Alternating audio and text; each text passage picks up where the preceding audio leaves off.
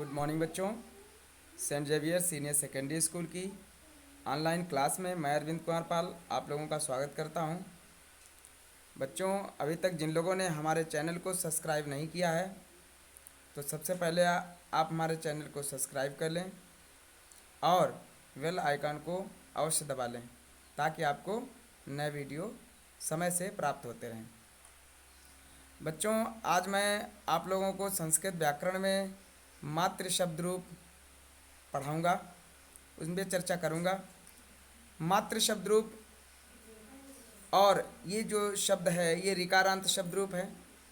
आप यहाँ पे जो री देख रहे हैं ये ऋकारांत, यानी कि जिस शब्द के अंत में री होता है वो ऋकारांत शब्द रूप होते हैं। तो बच्चों, मैं आपको ये भी बता दूं कि मातृ रूप और पितृ शब्द रूप ये दोनों एक जैसे होते हैं। बस केवल आपको मातृ शब्द रूप याद करने हैं, समझने हैं। पिता के या पितृ शब्द रूप आपको स्वतः ही याद हो जाएंगे। बच्चों, आपको यहाँ पर रटना नहीं है कुछ भी, केवल कुछ चीज़ें पढ़नी है, याद करनी है और कुछ चीज़ें समझनी है। अगर आपने एक बार शब्द समझ लिया कि शब्द रूप में कौन सी चीज़ें कैसे होती हैं तो आपको कठिनाई बिल्कुल नहीं होगी और एक शब्द रूप के माध्यम से कई सारे शब्द रूप आपको याद हो जाएंगे। यानी कि जितने भी ऋकारांत शब्द रूप हैं सब आपको याद हो जाएंगे। तो बच्चों, चलो चर्चा करते हैं आज मातृ शब्द रूप पे। तो अब याद करने के लिए हम लोग प्रायः गलतियां क्या करते हैं, क्योंकि हमारा देश जो है अंग्रेज़ों के अधीन रहा और हम सभी लोग अपनी भारतीय संस्कृति को भूल गए, पठन पाठन को भूल गए कि किस तरीके से कौन सी चीज़ें पढ़ी जाती हैं। ठीक है, अब चूँकि हमारे भारतीय कल्चर में जो चीज़ें थी वो एक सिस्टम से होती थी, लेकिन अंग्रेज़ों ने यहाँ पर क्या किया, उस सिस्टम को बिल्कुल बिगाड़ दिया। ठीक है बच्चों, तो चर्चा करते हैं मातृ शब्द रूप। और यहाँ पर हम सबसे पहले जो एक वचन के रूप हैं एक वचनांत रूप पढ़ेंगे, फिर उसके बाद द्विवचनांत रूप पढ़ेंगे और फिर उसके बाद बहुवचनांत रूप पढ़ेंगे। लेकिन अंग्रेज़ों ने क्या किया, इस सिस्टम को अपनाया। पहले एक प्रथमा विभक्ति में एक वचन, द्विवचन और बहुवचन, इस तरीके से पढ़ने का तरीका अपनाया। लेकिन हमारी भारतीय संस्कृति में ऐसा नहीं था। हमारी भारतीय संस्कृति में पढ़ने का तरीका क्या था, जो शब्द रूप पढ़ने के तरीका था वो पहले एक वचनांत, फिर द्विवचनांत और उसके बाद बहुवचन। तो बच्चों, सबसे पहले हम एक वचन के रूप पढ़ेंगे कि प्रथमा व्यक्ति एक वचन में क्या होता है, द्वितीय व्यक्ति द्विवचन में क्या होता है, तृतीय व्यक्ति एक वचन में क्या होता है, चतुर्थी व्यक्ति एक वचन में क्या होता है, पंचमी विभक्ति एक वचन में क्या होता है, षष्ठी विभक्ति एक वचन में क्या होता है, सप्तमी विभक्ति एक वचन और संबोधन में। आपको मैंने कारक में बताया था कि विभक्तियाँ 8 होती हैं। संस्कृत में जो कारक होते हैं वो 6 होते हैं, हिंदी में 8 होते हैं, लेकिन विभक्तियाँ 8 होती हैं। तो यहाँ पर ये विभक्तियाँ दी हुई हैं, यहाँ पे वचन है। तो पहले हम एक वचनांत रूप पढ़ेंगे और एग्जाम में आपसे पूछा भी जाएगा कि प्रथमा व्यक्ति एक वचन का मातृ शब्द रूप क्या होता है, द्वितीय व्यक्ति एक रूप क्या होता है, तृतीय व्यक्ति मातृ शब्द रूप क्या होता है एक वचन में, पंचमी व्यक्ति क्या होता है। तो एक वचनांत रूप आपको अच्छे से याद होने चाहिए। फिर आपको द्वितीय व्यक्ति में और तृतीय व्यक्ति में एक सिस्टम समझाएंगे, तरीका समझाएंगे कैसे आप याद रखेंगे। तो बच्चों चलते हैं। प्रथमा एक वचन में आपका होता है माता, द्वितीय एक वचन में मातरम, तृतीय एक वचन में मात्रा, चतुर्थी एक वचन में मात्रे, पंचमी एक वचन में मातुः, पंचमी एक वचन में मातुः, षष्ठी एक वचन में मातुः। अब यहाँ पे देख रहे हैं पंचमी और षष्ठी, पंचमी और षष्ठी का जो रूप होगा वो एक जैसा होगा। सप्तमी में होता है मातरि और संबोधन में हे माता। हे कहने की जरूरत नहीं, केवल आप माता से भी काम चलाएंगे, माता। अब ये जो मातृ है ये शब्द रूप जो है बहुत ही इंपॉर्टेंट है। मातृ शब्द रूप पूछा जाता है एग्जाम में कि मातृ शब्द रूप किस विभक्ति और किस वचन का है, या पूछेगा सप्तमी विभक्ति एक वचन का रूप क्या होता है। तो बच्चों पढ़ने का तरीका है, आप लयबद्ध होकर भी पढ़ सकते हैं इसको और अपनी इच्छा अनुसार जैसा आप उचित समझे वैसा भी पढ़ सकते हैं। लेकिन आप सबसे पहले एक वचनांत रूप पढ़ेंगे। हमारे साथ आप लोग पढ़ सकते हैं माता, मातरम, मात्रा, मात्रे, मातुः, मातुः, मातरि, माता या हे माता। तो पढ़ने का तरीका है, आप पहले 4 पढ़ेंगे फिर 4 पढ़ेंगे, ठीक, या 4 और 5 करके भी पढ़ सकते हैं। माता, मातरम, मात्रा, मात्रे, मातुः मातुः मातरी माताः। इस तरीके से आप लय से भी पढ़ सकते हैं। और जैसे आप गाना गुनगुनाते हो, कोई भी गीत आपको गुनगुनाने से सुनते हो, गुनगुनाते हो तो आपको याद हो जाता है, वैसे ही शब्द रूप भी हैं। अगर आप गुनगुना कर पढ़कर थोड़ा पढ़ेंगे और लयबद्ध होकर पढ़ेंगे तो चीज़ें आसानी से आपको याद हो जाएंगी। तो आप यहाँ पर देख रहे हैं विभक्ति में प्रथमा, द्वितीया, तृतीया, चतुर्थी, पंचमी, षष्ठी, सप्तमी, संबोधन। तो हमारे साथ बोलिए, प्रथमा, द्वितीया, तृतीया, चतुर्थी, पंचमी, षष्ठी, सप्तमी, संबोधन। इस तरीके से प्रथमा एक वचन में, द्विवचन में और सारी एक वचनांत जितने रूप हैं सबको आपको लयबद्ध होकर पढ़ना है। माता मात्रम मात्रा मात्रे, बोलिए, माता मातरम मात्रा मात्रे, मातुः मातुः मातरी माताः। अगेन, माता मात्रम मात्रा मात्रे, मातुः मातुः मातरी माता। अब इसको पिता से को रिलेट करते हैं। आपने ये माता के रूप पढ़े, ऐसे ही पिता के रूप हो जाएंगे। जैसे यहाँ पे माता है तो यहाँ पे हो जाएगा पिता, यहाँ पे मात्रम है तो यहाँ पे हो जाएगा पितरम, यहाँ पे मात्रम है तो यहाँ पे हो जाएगा पित्रा, यहाँ पे मात्र है तो हो जाएगा पित्रे, यहाँ पे मातु है तो हो जाएगा पितु, यहाँ पे पितु हो जाएगा, यहाँ पे पितरी हो जाएगा, यहाँ पे पिता हो जाएगा। तो माता मात्रम मात्रा मात्रे, मातुः मातुः मातरी माता, माता मात्रम मात्रा मात्रे, मातुः मातुः मातरी माता। ऐसे अगर आप पिता के पढ़ें, पिता पितरम पित्रा पित्रे, पितुः पितुः पितरी पिता। बिल्कुल सेम इसी तरीके से है। इसी सिस्टम को आपको अपनाना है। ऋकारांत के जितने भी शब्द रूप होंगे सब आपको याद हो जाएंगे। फिर से पढ़िए, माता मात्रम मात्रा मात्रे, मातुः मातुः मातरी माता, पिता पितरम पित्रा पित्रे, पितुः पितुः पितरी पिता। तो बच्चों आपने देखा कि माता के रूप याद होने से आपको पिता के भी रूप अपने आप याद हो जाएंगे। यहाँ पे माता है तो यहाँ पे आप पिता कर दें। आपसे पूछा जाए प्रथमा एक वचन में पितृ शब्द रूप क्या होता है, तो पिता, केवल लिंग चेंज कर देना है। द्वितीया एक वचन में पिता का रूप, यहाँ पे मात्रम है तो आप पितरम कर देंगे। तृतीया एक वचन में पितृ शब्द रूप, यहाँ पे मात्रा है तो पित्रा कर देंगे। चतुर्थी एक वचन में पितृ शब्द रूप, मात्र है तो आप पित्रे कर देंगे। पंचमी एक वचन में मातु है, यहाँ पे पिता का पूछा जाए तो आप पितु कर देंगे। षष्ठी में मातु है यहाँ पे तो मातु की जगह पे अगर षष्ठी पितृ शब्द रूप पूछा जाए षष्ठी एक वचन में तो आप पितु कर देंगे। यानी कि पंचमी और षष्ठी का रूप एक जैसा रहता है, मातु मातु पितु पितु। ठीक है, तो एक बार और पढ़ते हैं, उसके बाद आगे आपको समझाते हैं। माता मात्रम मात्रा मात्रे, मातुः मातुः मातरी माता।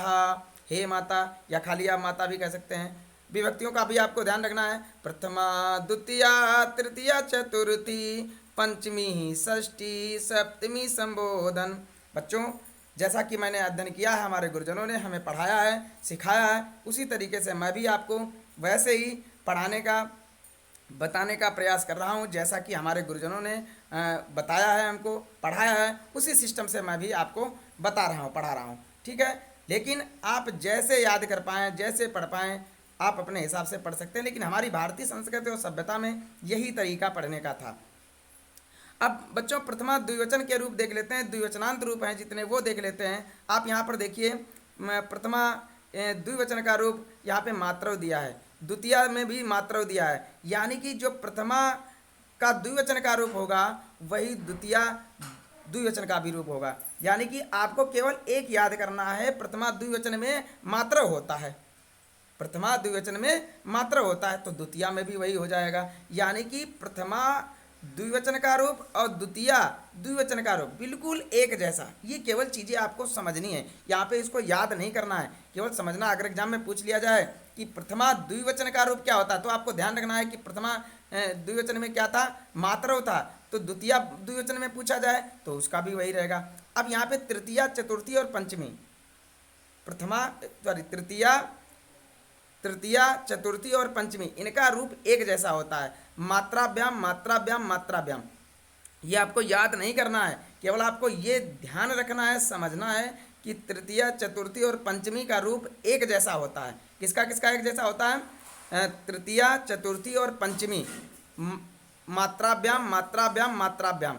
और ये भी आपको ध्यान रखना है कि षष्ठी और सप्तमी का, षष्ठी और सप्तमी में द्विवचन रूप एक जैसे होते हैं, मात्रो मात्रो। बात समझ में आ रही है बच्चों? समझ में आ रहा है? ठीक, जो मैं तरीका आपको बता रहा हूँ उसी तरीके से आपको पढ़ना है।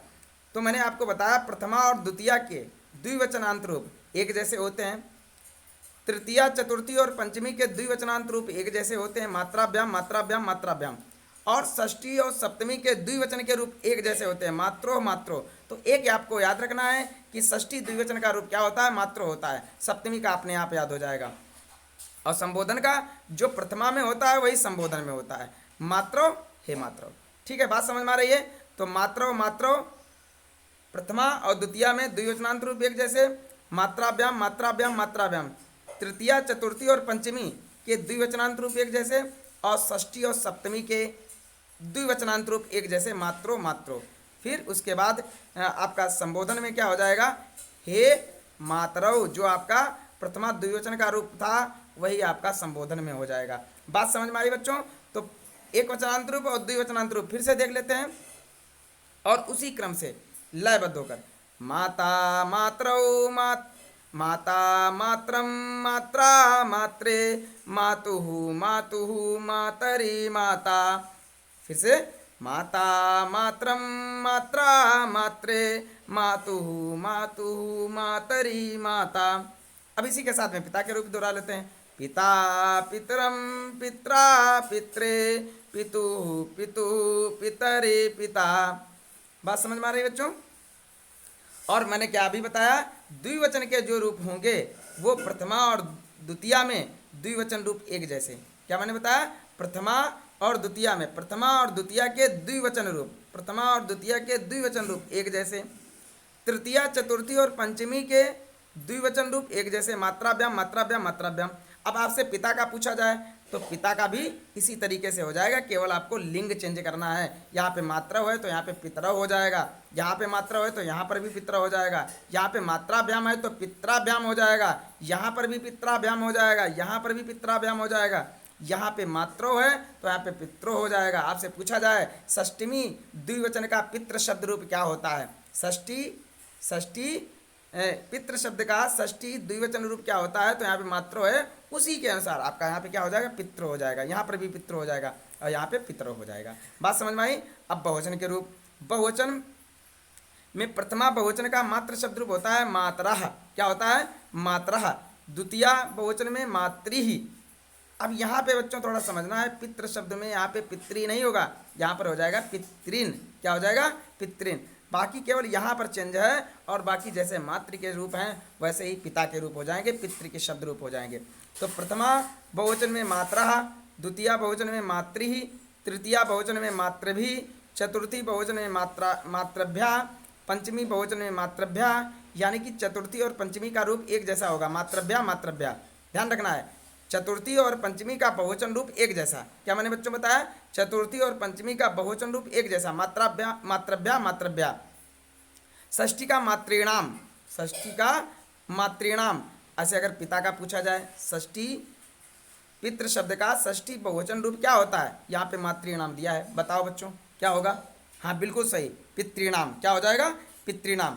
बिल्कुल आपको स्लाइड में जैसे मैं समझा रहा हूँ आपको ऐसे ही सिस्टम से याद रखना है। एक याद करेंगे, सैकड़ों ऋकारांत शब्द रूप जितने भी हैं सब आपको याद हो जाएंगे।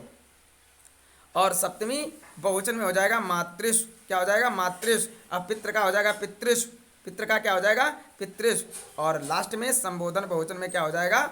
हे मातरः। जो प्रथमा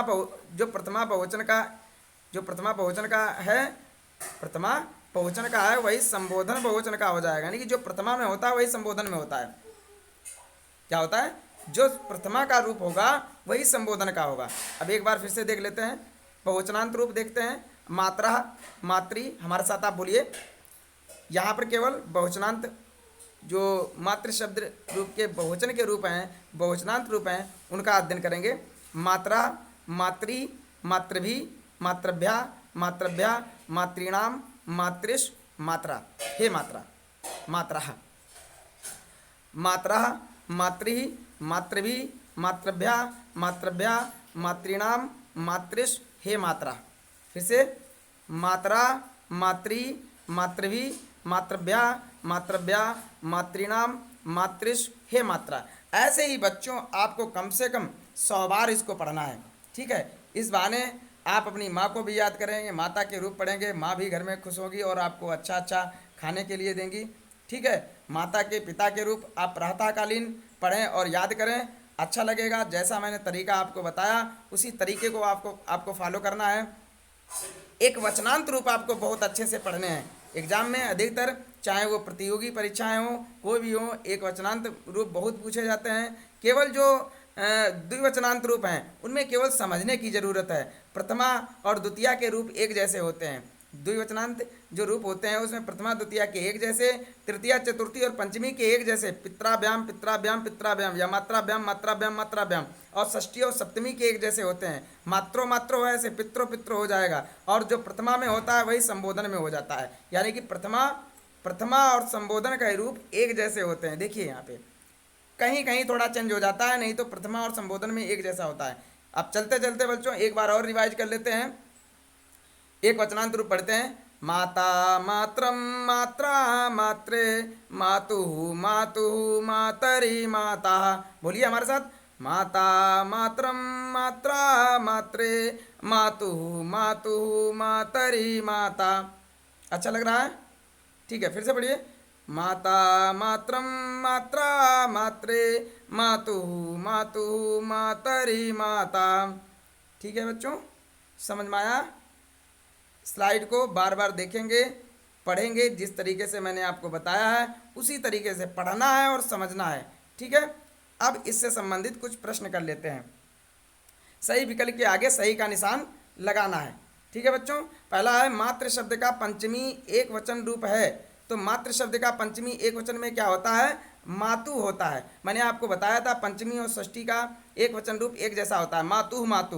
तो पंचमी एक वचन में भी मातु हो जाएगा, षष्ठी एक वचन में भी मातु हो जाएगा। फिर अगला है मातृ शब्द रूप है। मातृ शब्द रूप किसका है? हमने आपको बताया माता, मात्रम, मात्रा, मात्रे, मातु, मातु, मातरि, मात्रा। तो मातृ शब्द जो है सप्तमी विभक्ति एक वचन का हो जाएगा, सप्तमी विभक्ति एक वचन का, बिल्कुल सही। फिर है द्वितीया बहुवचन रूप है। द्वितीया बहुवचन रूप क्या है? मात्रे, मातृ, मातृवी, तीन में से कौन सा है? हाँ, सेकंड वाला मातृ। यहाँ पे द्वितीया ता में बड़ी की मात्रा हो जाएगी बच्चों, थोड़ा लिखने में मिस्टेक है, समझिएगा। तो इसमें द्वितीया बहुवचन का रूप क्या है? मातृ हो जाएगा। आगे अगला पढ़ते हैं। मात्रा शब्द रूप है। मात्रा शब्द रूप है किसका है? प्रथमा एक वचन का है, द्वितीया बहुवचन का है, या तृतीया एक वचन का है? बताइए बच्चों, बताइए। हाँ बिल्कुल सही है, तृतीया एक वचन, तृतीया एक वचन। फिर अगला क्वेश्चन है चतुर्थी एक वचन का रूप है। चतुर्थी एक वचन में आपको बताना है क्या होता है। पहला ऑप्शन है मात्रे, दूसरा मात्राभ्याम, तीसरा मात्रोह। क्या होना चाहिए? हाँ बिल्कुल, चतुर्थी एक वचन में मात्रे हो जाएगा। ठीक है बच्चों, इसी तरीके से आप अभ्यास करेंगे। और गृह कार्य के लिए मैंने आपको मातृ शब्द रूप की भांति पिता के शब्द रूप दिए हैं। आपको गृह कार्य में बिल्कुल सेम, बिल्कुल उसी तरीके से पढ़ना है और लिखना है। कमेंट बॉक्स में आपको लिखकर बताना है कि पिता शब्द के रूप एक वचनांत के रूप आपको कमेंट बॉक्स में लिखकर बताने हैं कि पिता शब्द रूप, पितृ शब्द रूप एक वचनांत में क्या क्या होंगे। ठीक है, ओके बाय।